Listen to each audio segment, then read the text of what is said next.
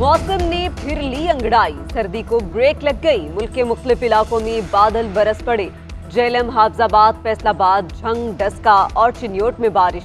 लाहौर में भी बूंदाबांदी। बलूचिस्तान के इलाके चमन और गिरदोनवाह में मूसलाधार बारिश से नशीबी इलाके ज़ेर-ए-आब आ गए। शिमाली वज़ीरिस्तान में भी वक्फे वक्फे से बारिश का सिलसिला जारी। बलाई इलाकों में पहाड़ों ने बर्फ की सफेद चादर ओढ़ ली। सवात, मालम जब्बा और दीगर इलाकों में बर्फबारी से सर्दी की शिद्दत में इजाफा। इंतखाबात कलअदम करार देने की दरख्वास्त सुप्रीम कोर्ट में समाअत आज होगी। चीफ जस्टिस काजी फाइज ईसा की सरबराही में 3 रुकनी बेंच समाअत करेगा। जस्टिस मोहम्मद अली मजहर और जस्टिस मुस्तरद हिलाली बेंच का हिस्सा हैं। शहरी ने इंतखाबात में धांधली की वजह से दोबारा इंतखाबात की इस्तदा कर रखी है।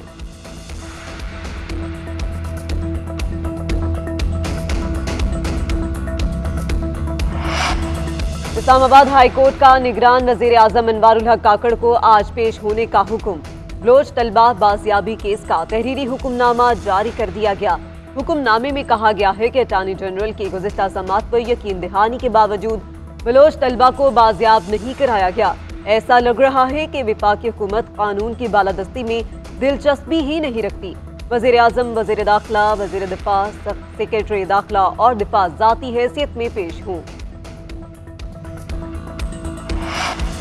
कौमी असम्बली के हल्का NA 43 के 6 पोलिंग स्टेशन पर दोबारा वोटिंग। 348 में से 342 पोलिंग स्टेशन पर PTI की हिमायत याफ्ता आजाद उम्मीदवार को 826 वोटों की बढ़तरी हासिल है। पोलिंग स्टेशन पर वोटिंग का अमल शाम 5 बजे तक बगैर किसी वक्फे के जारी रहेगा। मज़कूरा पोलिंग स्टेशन पर पोलिंग न होने के खिलाफ असद मसूद ने इलेक्शन कमीशन को दरख्वास्त दी थी। साबिक कमिश्नर रावलपिंडी लियाकत अली चट्ठा के इल्जामात। इलेक्शन कमीशन की खुसूसी कमेटी का आज पहला इजलास होगा। रावलपिंडी डिवीजन के तमाम डिस्ट्रिक्ट रिटर्निंग अफसरान तलब इंक्वायरी कमेटी के सामने बयानात कलमबंद कराए जाएंगे। अटक, जहलम, चकवाल, तलागंग और मरी के DROs के बयानात भी रिकॉर्ड किए जाएंगे। कौमी असम्बली के 13 हल्कों और सूबाई असम्बली के 26 हल्कों के ROs पेश होंगे। कमेटी 3 दिन में रिपोर्ट तैयार करके इलेक्शन कमीशन को पेश करेगी। रिपोर्ट आने के बाद साबिक कमिश्नर रावलपिंडी के खिलाफ तौहीन इलेक्शन कमीशन की कार्रवाई और कानूनी चाराजोई के बारे में फैसला भी किया जाएगा।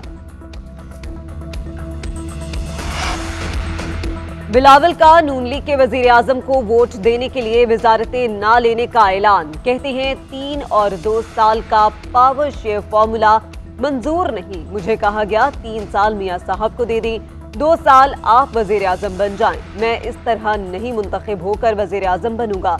वजारत उज़्मा मेरी जिद नहीं। सदारती इलेक्शन में पीपल्स पार्टी के उम्मीदवार आसिफ जरदारी होंगे। ठट्टा में जलसे से खिताब में बिलावल भुट्टो का पीर पगाड़ा और फजलुर रहमान को दोबारा इलेक्शन लड़ने का चैलेंज। मुस्लिम लीग नून पीपल्स पार्टी में मामला तय पाने तक बयानबाजी मुनासिब नहीं। नून लीग और PP के अकाबरीन ज़ाब्ते की पासदारी करें। साबिक वज़ीर खजाना और लीगी रहनुमा इसहाक डार कहते हैं अभी हतमी निकात तय नहीं पाए। आज के इजलास में अहम पेशरफ्त मुतवक्की है। मुस्लिम लीग नून और पीपल्स पार्टी में तय होना मुशावरत अभी बाकी है। पहले कोई बयानबाजी नहीं होगी।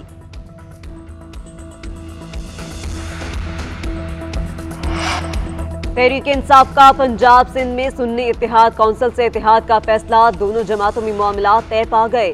पंजाब और सिंध में तहरीक इंसाफ के आज़ाद अरकान सुन्नी इत्तेहाद कौंसिल ज्वाइन करेंगे।